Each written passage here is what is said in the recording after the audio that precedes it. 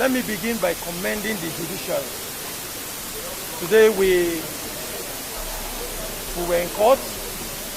We listened to the judge here in the Federal High Court, and the judge was very clear. And all that we heard today is pleasing in our ears.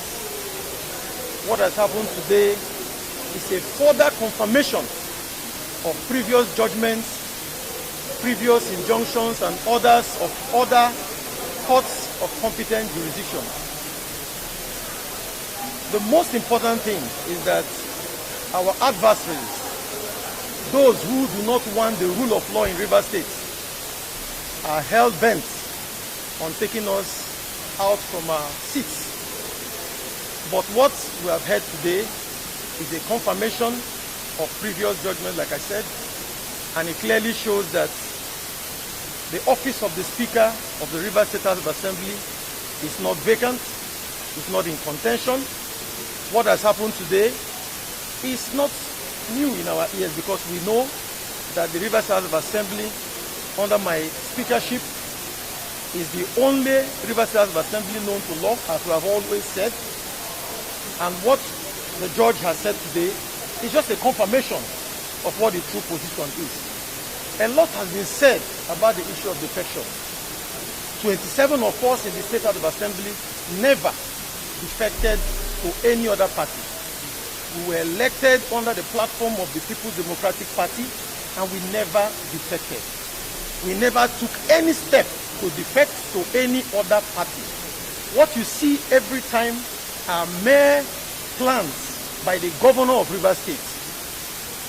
Everything you have seen is being sponsored by Simla Efobara, the governor of Rivers State, to remove us from office because he cannot withstand the rule of law. He does not want to govern under the tenets of our democracy. He cannot withstand the principles of separation of powers. The governor is afraid of democracy, and that is why he is hell-bent on removing all of us. He runs to every court anywhere in this country looking for how to remove us through the back door. What the court has said today, including all that they have tendered as their evidence and all of that, is clear. No such thing as defection. And in any case, we have a right to defect, but we never defected. Anything you have seen is just the arrangement from the governor, being sponsored by the governor of Rivers State. And I say it clearly because he is the one pushing all of them. He is the one sponsoring all these persons, going from one court to the other. But I can tell you, the only way our democracy can be sustained, the only way the dividends of democracy can get to our people, is when you have the rule of law in place. When we allow separation of powers to have its way. When you allow the legislature to function. When you disallow the arbitrariness coming from the executive, particularly from the likes of the governor, who do not understand